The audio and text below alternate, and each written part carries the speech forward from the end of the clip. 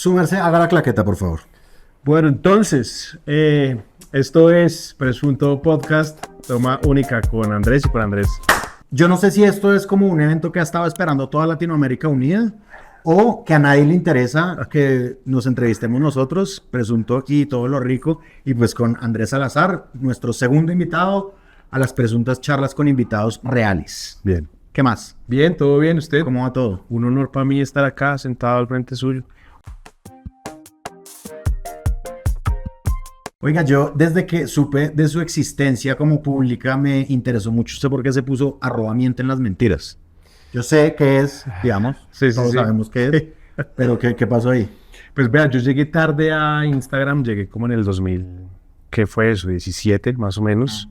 Yo no quería estar ahí, no quería. Pero pues en algún momento, si uno se mete en esto, pues le toca. Y me metí, entonces no quería hacerlo seriamente, quería hacer una cuenta y publicar mentiras de la gente, pero no tenía un nombre. Y hice una encuesta en Twitter, sí he sido muy tuitero también toda la vida, me encanta esa cloaca. Y la gente puse 3 opciones y en ese entonces había lanzado esta vieja de Crepes el rap, no, con Yoki Barrios y demás. Y yo dije, qué frase tan hijo de puta. Qué frase esta vieja. Lo tiene todo. No tiene ni idea de lo que acaba de decir. Voy a usar eso como arroba y bueno, lo puse y me quedó. Claro, claro. Pero, o sea, yo creo que ella pensó que era muy genial y era más genial de lo que ella Exactamente, eso pasó con ella. Entonces lo puse y ha funcionado. Al principio me divertía más. Ya cuando empecé a ver que la cosa iba en serio, ya dije, ¿será que no me veo como muy culo con este arroba hoy en día? Ok, pero ya después dije, no, pues vamos, ya fue. Originales, real hasta la muerte. Sí. Oiga, venga, yo sé que usted es DJ de la X, ¿no? Sí. Hablemos ahí un poquito de eso. Yo estaba pensando en estos días en esto de la curaduría musical, Sí. ¿no? Como uno escoger la música que la gente oye en una emisora. Ajá. O también, por ejemplo, escoger los artistas que van a un festival. Y yo por cosas que he hecho con estudiantes digamos que cada vez obviamente son más jóvenes, yo he visto que todos estos gustos musicales ya no hay como un canon. ¿Sí me entienden? No es como el 94 que usted a quién traigo, a quién pongo a Nirvana. ¿Sí me entiende? Sí. Ahora hay como una atomización de los gustos. Sí. La gente encuentra sus gustos musicales por ahí en TikTok, digamos, lo que sea. ¿Ustedes se documentan de esto o tienen como una fórmula? La voy a poner la música que me gusta a mí y punto. ¿Cómo es ese proceso? Pues vea, hasta hace unos buenos años, yo creo que inclusive hasta el 2020, con la explosión de TikTok a nivel mundial, global, lo hacíamos así, con unas fórmulas de programación, en donde básicamente las variables eran un éxito, un clásico, un recurrente, Okay. y canciones que estaban como en charts, ¿no? Como en Billboard y todo esto, que están ubicadas de acuerdo a qué tan comerciales y qué tan reproducidas son a nivel mundial, bueno, etc. Con el cambio de estos consumos y la llegada de plataformas como TikTok y la necesidad de capturar nuevas audiencias, pues nos dimos cuenta que pues ahí es donde estaban también muchas de las canciones que debíamos sonar o queríamos sonar y que la gente estaba encontrando primero ahí, sobre todo la gente centennial o los Z, claro. los más jóvenes. Entonces decidimos meter TikTok y plataformas a esa fórmula y hoy en día no es lo más importante, siguen siendo como los listados, ¿no? Por lo menos en el formato en el que estoy. Sí. Pero TikTok sí se convirtió en un referente para nosotros ver y monitorear qué está pasando. Entonces, claro, en el día hay una programación de unas canciones que son recurrentes, que se les llama, que son estos que no son ni clásicos, pero tampoco son canciones nuevas, ¿no? Digámoslo del 2015 para atrás, 10 años para atrás. Y de todas maneras hay unas canciones que sí tienen una rotación alta, ¿no? Que se le llama como de alta rotación, que son más o menos en un formato como de 40, ¿no? Que ha tenido España y bueno, Europa y otras emisoras. Son 40 canciones que rotan mucho, ¿no? Durante el día. Sí. Nosotros tenemos un poco menos, son como unas 20 canciones que le damos palo todo el día. Y ese proyecto, digamos, ¿eso es un proyecto como de incentivar también como la buena escucha de música? O sea, ¿usted cómo definiría? No es un proyecto, es una emisora, pues. Sí, ¿Cómo la definiría, digamos? O el trabajo suyo ahí, digamos. Pues más que la buena escucha de música, porque yo sí pienso que en esto es el bueno y lo bueno y lo malo, pues es muy subjetivo. Sí. sí pienso que es como una alternatividad a lo que esté pasando. Ok. Entonces, claro, en el formato en el que llevo ya 5 años, que es la X, pues somos el único formato radial anglo en Colombia. Ujú. ¿No? Entonces, de entrada ya filtramos un poco más nuestro target, nuestro grupo objetivo y, por supuesto, los intereses como emisora. Y en un océano de emisoras tropicales, ¿no? Pues Colombia, chévere, la salsa, el reggaetón, lo popular, etc. Pues de todas maneras es una alternativa llegar a prender la radio y encontrar que esté sonando o un clásico de Queen o la nueva canción de Doechii, que es la nueva rapera, pues, estrella del mundo. Entonces, Claro. sí, digamos que me gusta mucho eso. Tengo un programa los domingos de 2 horitas que lo amo, pues un programa netamente musical en donde simplemente estoy presentando canciones y trato de quitar todo lo que pasa en esta alta rotación, ¿no? Sí. Y darle un respiro como a poder poner otras cositas, ¿no? Como Nina Simone de pronto un ratico ok. y después puedo meterle un poquito de hip hop old school gringo, pero también una cancioncita nueva para que la gente, digamos, se desahogue un poco con todo lo que pasa en la semana. Ok. Si ustedes están escuchando un perro masticando un hielo, es porque hay un perro masticando un hielo. Este programa es pet friendly. Sí. Se llama Atka y está comiéndose un cubo de Buenísimo. caldo de pollo. Claro, porque si escuchan y no ven, pareciera el estómago sonando, crujiendo ahí, Sí. huevón. Y no, es un perro. Es un perro. Listo. Aparte de la curaduría, usted también hace periodismo musical. Usted a veces entrevista a gentes que Sí. tienen que ver con la música o a personas organizadoras de eventos.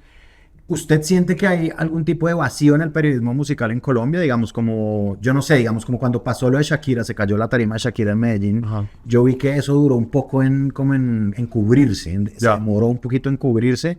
Y yo no sé si aparte, digamos como del entretenimiento, el cubrimiento del entretenimiento, falte algo más. ¿O usted cómo hace ese balance? Sí, yo creo que hace falta, ¿sabe? Digamos que con la crisis de los medios independientes, sí, definitivamente hay huecos que se están quedando pues, vacíos, Sí. o lugares que están creando huecos más bien. Y hace falta, digamos, abordar la coyuntura musical o el periodismo musical desde momentos mucho más profundos, ¿no? Como de crítica y meterse y excavar y salir a criticar, obviamente, con ciertos parámetros y con ciertos argumentos, y también de maneras mucho más ágiles, ¿no? y que respondan mucho más a estos consumos de hoy en día.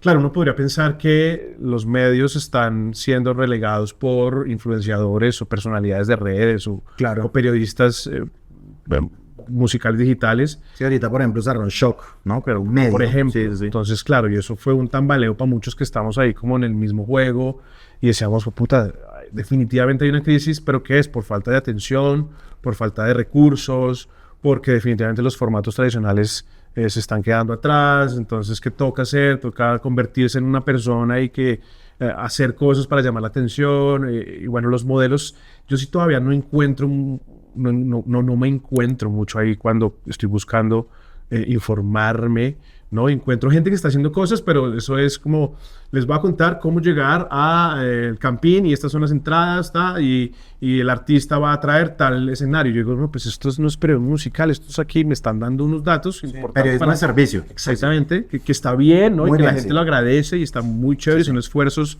grandes, pero sí siento que al periodismo musical le hace falta espacios de crítica, sobre todo, y que uno se pueda sentar con artistas a hablar de los intermediarios en la música o los procesos para llegar a ganar su premio o lo que sea. Y además de eso, formatos musicales de verdad, donde haya música, donde se expongan nuevos proyectos y donde se presenten nuevas... Como un Tiny Desk, pero acá. Sí, sería chévere, sí, sería... ¿Hay algún referente de periodismo que le guste? Como gringo de otro país. A mí me gustan mucho los argentinos. Sí. Yo consumo mucha nueva televisión argentina, que es YouTube.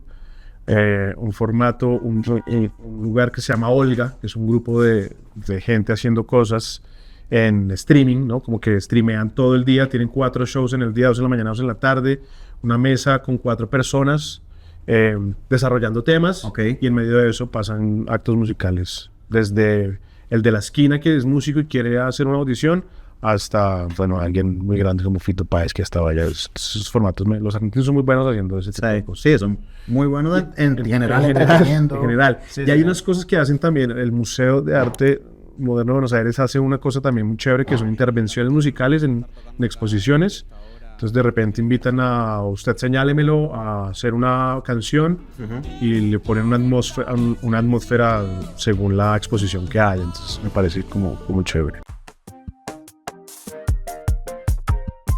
Aterricemos en todo lo rico. Vamos. Que cuando nació sí fue una sorpresa grande, como esto es un medio de comunicación dedicado a el placer. Sí. Esto es como cubrir el placer, ¿qué es, mejor dicho? Sí, hay una persona que se llama Juan Sebastián Corcione, más conocido como Fat Sugar Daddy, que es muy amigo suyo. Sí. Además, le manda saludos. Ah, buenísimo. Aunque se Saludos. saludos todos los días. Y entonces, digamos que el cuento corto es que llegan a él y le dicen, venga, vamos a montar un medio de comunicación dedicado a la gastronomía. Ok.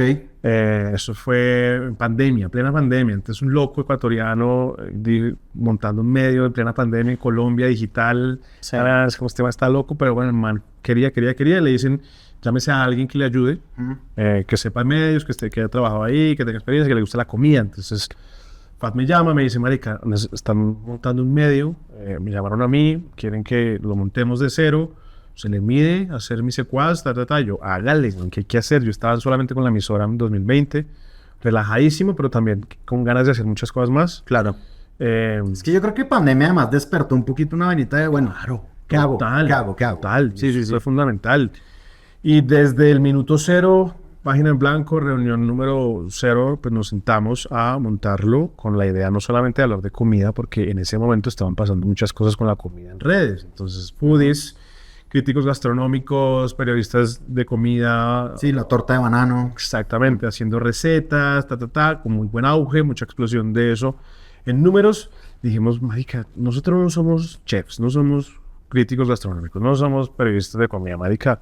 ¿Por qué no ampliamos el concepto del medio un poco más o mucho más? Y Sí. hablamos de placer en general, de qué es lo que le genera placer al ser humano y cómo pues hacemos de esto algo interesante para la gente y decirle a la gente después de un año en donde casi todo se va a la mierda y nos morimos, como venga, bajémosle a las revoluciones, ¿no? Y vamos a disfrutar del placer como un acto político. Entonces usted puede disfrutar del placer de esta manera, sin hacer una apología al exceso, sin decir a la gente dróguese hasta que se muera y emborraches hasta que le dé cirrosis y coma, no, como hay cosas que nos atraviesan culturalmente muy chéveres, y relacionadas con la gastronomía, con el consumo de artes, con la salud mental y con las relaciones humanas. Entonces, decidimos abordarlo desde ahí como un medio que celebra el placer, como un acto político del ser humano. Eso sonaba muy ñoño para la gente, entonces dijimos, no, pues un medio que celebra el placer. Claro. Y ahí nos quedamos. Sí. ¿Y cómo ha evolucionado eso? Digamos, como usted, es como una pregunta para un periodista, una parrilla de un día de ustedes, es como, ¿qué tema va primero? ¿Qué tema? Ajá. No sé qué, ¿en qué andan ahorita? Pues eso ha evolucionado tanto que, y muy bien, y afortunadamente, que nos tocó abrir otro medio y nos tocó dejar todo lo rico para Centennials y Melo, que fue el otro medio, para Millennials. Entonces, digamos que las conversaciones de las líneas temáticas giran en torno a 4 puntos fundamentales, que es básicamente lo que le acabo de decir, cultura gastronómica. Sí. Y cultura gastronómica quiere decir desde contar la historia del chocolate, ¿no? En Latinoamérica, en un formato chévere, hasta entrevistar a chefs y hablar sobre la cultura foodie y todo este cuento de los foodies. El otro pilar es artes, ¿no? Todo lo que encierra la cultura. Entonces, por supuesto, desde tener recomendados musicales, estrenos musicales, entrevistas con artistas y agrupaciones, hasta también tener formatos de análisis pues, textuales o en texto sobre tendencias de música. El otro es responsabilidad sexual y afectiva, ¿no? Entonces, también, claro, hallamos un hueco interesante en donde poder mostrar y donde poder decirle a la gente, venga, disfrute, usted puede disfrutar de su sexualidad y redescubrirse de muchas maneras, sin ser un tabú, ¿no? Sin tener que ir a lo vulgar, sin tener que entrevistar a Flavia Dos Santos, que jamás en mi vida lo voy a hacer, pero sí voy a hablar de placer sexual. Eso también es un statement político, ¿no? Sí. Jamás lo voy a hacer. Sí, de acuerdo, lo voy a hacer y después, marica, me la pone y termino haciéndolo. Pero bueno, el caso es como abordar la sexualidad desde un lado tranquilo, ¿no? Pedagógico un poco, sin querer ser tampoco una entidad que enseñe y eduque, porque no lo somos. Sí, claro. Pero sí poderle decir a la gente, venga, estas son las ETS, y esto es una ITS, y esto pasa de esta manera y por esto pasa. Lo mismo, siempre tratando de encontrarle formatos a la cosa chéveres, que la gente se sienta conectada, se sienta identificada, ¿no? Más allá de ser un artículo sobre clases de enfermedades sexuales. Claro. Y lo otro es un concepto, o más bien un terreno que hemos explorado mucho y me encanta, y es el adulting, y es el adultecer, es cómo nos convertirnos en adultos y cómo eso puede ser una chimba. Porque claro, toda la vida nos han vendido que convertirse en adulto es una mierda, y sí, tiene cosas, una gonorrea, pero también es una chimba si empezamos a hablar de ciertos temas.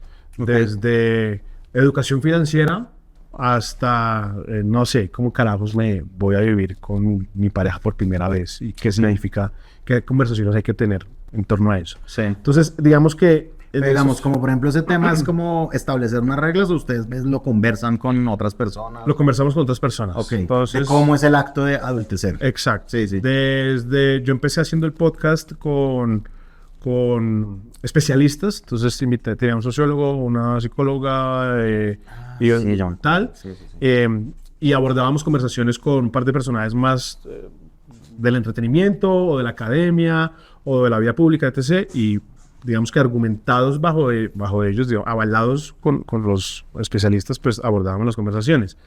Eso no lo estaba viendo nadie, entonces yo dije, puta, yo necesito exposición en este momento, entonces empecé a invitar gente que me diera exposición y amplificación con los mismos temas, siempre dejando claro, como, venga, yo no soy ni coach, no soy ni psicólogo ni terapeuta, soy una persona que quiere ahondar y hablar con gente, y así como está usted en la sala de su casa con sus amigos un viernes echando pola, hablando de marica, mi primera tusa o mi primera quiebra, o qué tan divertido puede ser separarse y por qué deberíamos celebrar también los divorcios, bueno, etc. Mi primera chamba, bueno, un montón de cosas. Pero sí, son personas. A veces puedo invitar a alguien, si voy a hablar de un tema que tiene que ver con consumo de sustancias, pues digo, venga, pues llamemos a Julián Quintero, échale cabeza y hablemos de qué carajos es el TUSI. Claro. ¿No? Y cuánta gente está consumiendo TUTA. Pero otras sí son mucho más relajadas, diría yo. Tengo una pregunta porque he seguido el podcast y he seguido también algunas entrevistas que usted ha hecho como comiendo y tomando con la gente. ¿Eso podría considerarse como un tipo de periodismo? ¿Usted qué opina? ¿O qué es, digamos? Pues si hago entrevistas, si me voy a lo más tradicional de periodismo, si hago una entrevista, yo creería que sí. Son formatos en donde definitivamente hay una persona contando una historia, otra persona tratando de sacar la información para ponerla en un escenario, con unos intereses y con un objetivo claro. El podcast y la conversación, digamos que también podría considerarse un tipo de periodismo, ¿no? Sí. Editorial, a veces, en la mayoría de los casos, en donde hay personas opinando sobre un tema y llegando a conclusiones, o a veces no, simplemente generando muchas más preguntas, pero en donde se abre un canal para la ciudadanía, o en este caso para los espectadores que nos ven, en donde pueden ahondar y preguntar más cosas, y nosotros esos cuestionamientos los convertimos en formatos o en contenidos que nos sirven para alimentar la parrilla. Entonces me ha interesado mucho tener esa división o esa línea muy marcada o no tan marcada entre lo que es entretenimiento y formatos de entretenimiento y lo que es periodismo puro y duro. De columnas de opinión hasta entrevistas uno a uno. Sí. ¿No? O quisiera hacer mucha más reportería o quisiéramos hacer mucha más crónica, pero pues puta, somos 4 o 5 personas y haciendo lo que se puede hacer con lo que se puede hacer. Usted publicó un tweet ahorita que era como reunir a 4 personas y hablar. Es eso, reunir a 4 personas y hablar, pero es jodido, digamos. Y ya llevamos, ¿cuántas temporadas llevan? Acabo de grabar la temporada 30. Sí. Cada una tiene ¿cuántos capítulos? O sea, ¿cuántos capítulos han hecho? Cada temporada antes era de 4 episodios, ahora es de 3. Sí. Porque grabamos todo en un día. para optimizar tiempo, recursos, tiempo de los invitados, etc, etc. Entonces, ¿Cómo hace para no cansarse? Entonces, claro, cuando grabábamos 4, marica, en el cuarto estábamos rotos, los invitados estaban mamados, yo estaba chupadísimo. Claro. Entonces dije, no, quiero hacerlo de 3.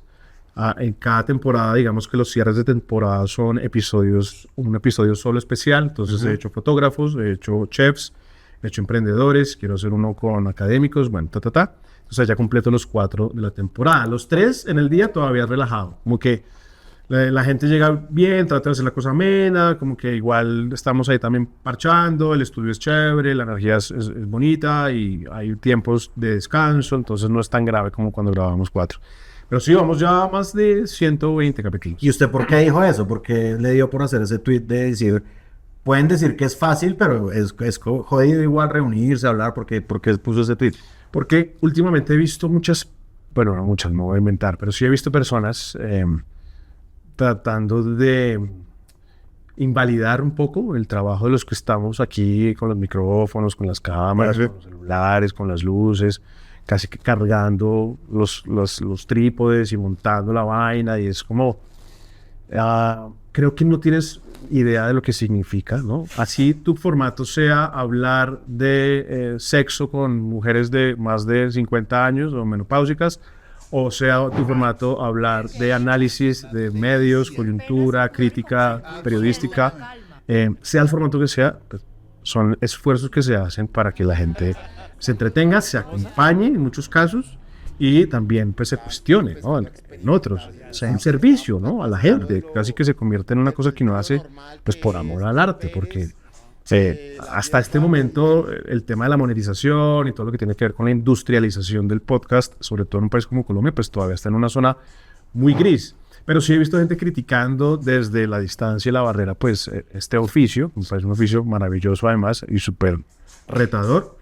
Y también he visto muchos esfuerzos que hacen grandes casas como, no sé, grandes plataformas de streaming, donde se buscan alguien famoso para que haga un formato y personas famosas para que lo divulguen mucho más y la conversación se queda ahí en una cosa súper pandita, entonces como que y tienen el éxito y ya con eso es como que lo hice y soy el mejor y se ganan premios y yo, pucha, o sea, me parece chévere que existan, pero también preguntémonos por qué lo estamos haciendo, para qué y cómo, qué valor agregado podemos darle a la gente. Andrés, yo no me acuerdo con quién estaba hablando, yo no me acuerdo si era como que estaban comiendo tacos con Alejandro Marín o estaban en el podcast de Melo, no me acuerdo, pero usted dijo en un momento algo que obviamente pues fue chistoso. Usted dijo, yo soy el nuevo Pacheco. Sí. ¿Usted quiere cargarse eso encima, esa frase? No, y creo que la cagué porque ahora es lo que está recordando a usted y la gente. Entonces, no, yo no quiero cargarme ese yugo. Reconozco la importancia de ese señor y de muchos señoros en la televisión colombiana, pero era más jugando. Ya, era más jugando. Sí. Pero a usted sí le gusta como el entretenimiento, digamos, como... A mí me gusta el entretenimiento en la medida en que podamos brindarle a la gente algo, ¿no? Como hay mucha gente que me escribe y me dice, marica, gracias a usted, o no, gracias al formato, sí, pude pagar terapia. Me interesé por pagar terapia. Ok. ¿No? O me dieron ganas de meterme a investigar no sé qué cosas, a estudiar tal. O me acompaña todos los domingos y tuve un bajón fuertísimo y gracias a su tema que hablaron sobre relaciones poligámicas, pues pude entender muchas más cosas. Entonces, no solamente es hablar por hablar y invitar gente famosa para hablar de su tweet viral o su video viral o le puso los cachos a no sé qué, sino es como, venga, sentémonos a cuestionarnos en serio cómo es que estamos viviendo y afrontando la realidad de esta vida en medio de un océano de crisis política, crisis social y, por supuesto, crisis económica. Pero me gusta entretener a la gente con formatos alternativos, por decirlo de alguna manera. Hemos tenido desde catas de guaros a ciegas, ¿no? Mientras hacía preguntas políticas, hasta, no sé, un podcast en un carro, ¿no? Claro. Una charla en un carro hablando con chefs de Latinoamérica. Eso me gusta poder encontrar cosas diferentes, solamente se agotan recursos y obviamente tampoco vamos a inventar el agua tibia. pero sí, sí que, ¿dónde está? ¿Dónde está? ¿Cómo podemos hacer que esto se vea diferente o que la conversación pues, se pueda abordar de otra manera? ¿Cuál es ese lado todo lo rico, le llamo yo, de la vaina? ¿No? Claro. Como, listo, esto sí, esto lo están tratando medios, esta agenda está cubierta por este lado, pero nosotros ¿cómo lo vamos a abordar? Entonces, no sé, hacemos las bios de Tinder de los candidatos presidenciales y cómo sería una bio de Gustavo Petro y de Sergio Fajardo y Vicky Dávila. Lo ponemos en un lenguaje para la gente que lo entiende y hacemos una satirización ahí de cada personaje. Entonces, como que de esas maneras y después lo replico en el podcast o lo que sea.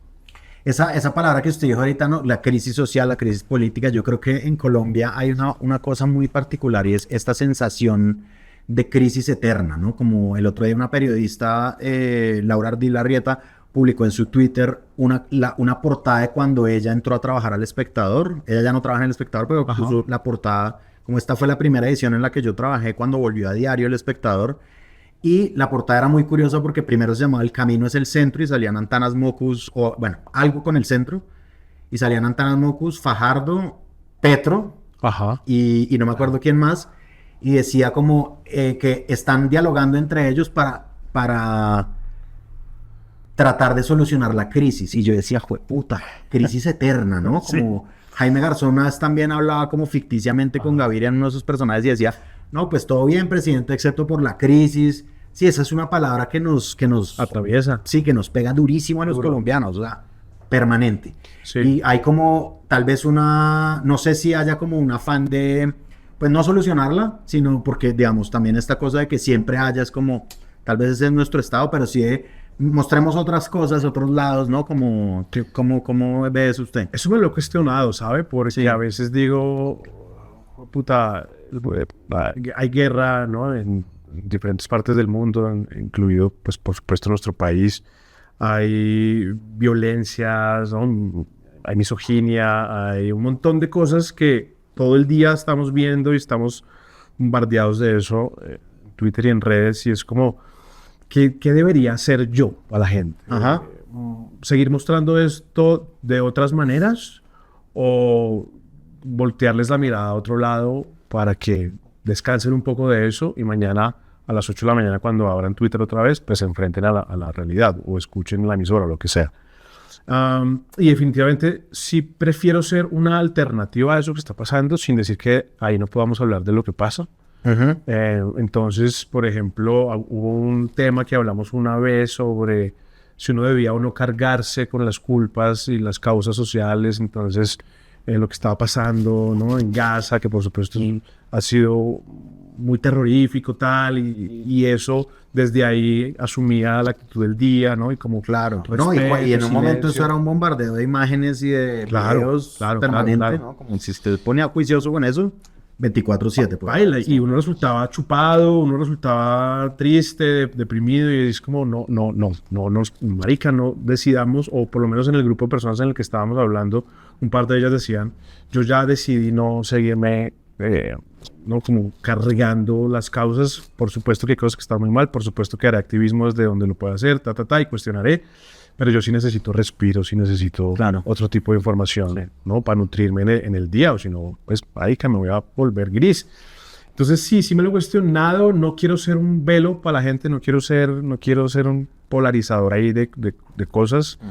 Si hay que hablar de algo malo que esté pasando o que consideremos que puede estar atravesándonos de una manera negativa, pues lo hablamos. Pero sí me gusta tener otro tipo de conversaciones para que la gente diga, marica, sí está bien, hoy quiero saber cómo putas voy a afrontar mañana mi primera quebrada. Ok. Y esto yo se le iba a preguntar ahorita, usted ha tenido muchas conversaciones, ¿no? ¿Cuántos capítulos ha hecho del podcast? En total ya son como unos 120. Listo. O 110 más o menos. Y fíjese que son siempre conversaciones significativas acerca de cosas que le pasan a las personas en su vida íntima, un poquito como en su vida personal. Que es también un poco, hablemos de lo que tal vez nunca hablamos, ¿no? De acuerdo. ¿Cuál ha sido como una revelación a usted significativa de todas estas charlas? Porque es que de verdad uno en esa cosa dialógica uno va encontrando a veces unos chispazos que es como, uy, yo no me he dado cuenta de esto. Puta. ¿A nivel personal? Sí. A nivel personal, que le tengo un poquito de miedo a la muerte. Una vez hablamos, un capítulo fue sobre la muerte. Y yo siempre había dicho, mamá, la muerte llega, ¿no? Y es normal, y mi papá se va a morir, mi mamá se va a morir, los perros se van a morir. Cuando dije eso, muchos papá doggies me cayeron. Pero pues yo tratando de decir, pues marica, sí, es una realidad, la vamos a afrontar, pero hablando profundamente, o por lo menos en ese espacio, sí me di cuenta que lo que pasa es que le tengo tanto miedo que la trato de abordar de una manera como súper somera y como súper relajada. Pero para mí el tema de la muerte es complicado, como que lo evito, ¿no? Como que trato de alejarme de él y darme las de que no me pasa nada. Y me di cuenta hablando, y sobre todo que en la mayoría, pues no en la mayoría, pero sí cuando tocamos temas muy trascendentales, la muerte siempre está presente, ¿no? Y hay personas que se han soltado tanto que han terminado contando las historias de cómo se les murieron los papás con 2 meses de diferencia. Bueno, cosas muy duras. Y yo digo como, pucha, creo que es un tema que me toca mucho. ¿Qué otra cosa? ¿Qué otra revelación he tenido a nivel personal? ¿Qué más puede ser? Y además que, perdón, pero por ejemplo la muerte sí es una cosa de la que se habla también mucho como en literatura. Uno encuentra vainas como profundas sobre eso, sobre todo ahorita pasó la pandemia y eso, pues claro, es un tema. Sí, sí. Total. Entonces sí, como que ese es un tema que antes, lo que le digo, yo decía como, marica, estoy preparado para la muerte. Y ahorita para mis adentros digo, yo no estoy preparado para la muerte. Es que yo creo que cuando uno lo piensa, ¿qué es realmente? Claro, sí. Tal, y uno se ve confrontado. También digamos que a nivel general me he confrontado yo mismo con muchas de las cosas que se han hablado ahí y muchas de las personas que han pasado por ahí. Y aterrizado en otras. No voy a decir que he aprendido, porque no he hecho el bachillerato a través de eso, pero sí he tenido unas nociones que me han mostrado como otro tipo de cosas en la vida, ¿no? Desde personas que están muy metidas en la metafísica, y yo era como, ¿qué putas es la metafísica y por qué hay tanta gente que le importa? Hasta otras, pues, con las que hago conexión desde el minuto 1 y digo, yo quiero ser esa persona, qué chimba esa persona, qué bacano lo que dice y todo lo que como ve la vida. Una cosita que yo estaba como escuchándole a usted tras bambalinas antes de que nos pusiéramos con la cámara enfrente, y es que usted decía, si yo no hubiera empezado el proyecto, como poner un celular y tal, no lo hago nunca, y que no le gustó el primer producto, pero pues sí. A mí me parece que eso es una cosa muy de nuestros tiempos, ¿no? Como querer hacer un contenido y aplazarlo. Sí. ¿Eso cómo fue? ¿Cómo usted cuando se decidió y dijo, ya, no importa si sale mal, sale bien, se hace? Eso fue en el 2022. Digamos que ya había gente como trabajando los formatos, el podcast, y dije, yo quiero hacer uno. Entonces le decía al dueño del Chuzo, le decía, marica, tenemos que hacer un podcast, hagamos un podcast, por favor, hagamos un podcast. Y además, vea, de verdad, por mi formación en radio, digamos que me siento en la capacidad de sentarme y desarrollar ahí unos formatos chéveres y una conducción, hicimos un estudio muy artesanal en una habitación que hay en las oficinas, en una oficina de hecho muy chiquita como la de Betty la Fea, y lo insonorizamos, ¿no? Con unas espumas arriba. O sea, en la oficina no es cómoda, sino el cuartico de Betty la Fea. Exactamente. Sí. Y eso también en ese entonces me daba a mí como ese paralelo. Yo lo sentía así porque, claro, las oficinas chéveres, la gente administrativa, pero cuando íbamos a grabar el podcast, pues éramos los loquitos que están allá en ese cuarto hablando mierda, ¿no? Y ahí invitando gente. Y era así, era una mesa, mandamos a hacer una mesa así como media luna, 2 cámaras, ¿no? Y hágale, una cámara que de hecho tenía un lente súper paila, dañado, eso salió desenfocado, entonces tocó jugar, bueno. Lo hicimos como pudimos, pero si no hubiera pasado ese primer episodio, digamos que todavía estaría en el proyecto presentándolo y buscando clientes y consiguiendo los mejores micrófonos y los mejores props, el mejor fondo, estaría muy quedado, no estaría claro. En este lugar. Sí, esa es una de las cosas que yo creo que los creadores de contenidos tienen que decidir en un momento, claro, hacerle. Es o me siento en serio, sea domingo o lunes o miércoles, prendo la cámara y empiezo, o pues nada, me quedo ahí en el titubeo, y la verdad es que hay que hacerlo. Así en la edición usted se dé cuenta que de lo que dijo le sirve 1 minuto de 10, o por el contrario se dé cuenta que marica, que tiene ahí un contenido muy chévere. Claro. Andrés, pues se me acabaron las preguntas. Muchas gracias. No, pues a usted, muchas gracias. Qué chimba, los veo, los sigo, los admiro.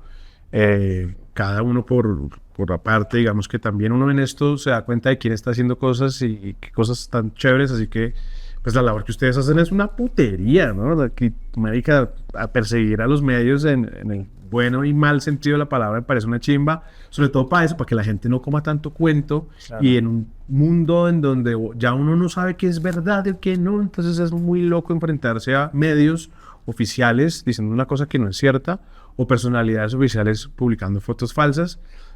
Siempre estará agradecido cuestionarse y labores como las que ustedes hacen. Estoy a punto de hacer una cosa de presentador de televisión que es encadenar esto con la salida mía, entonces es como... Y además que, aparte de criticarlos, queremos también entenderlos, por eso estamos haciendo esto. Adiós, muchas gracias, síganos por todas las redes.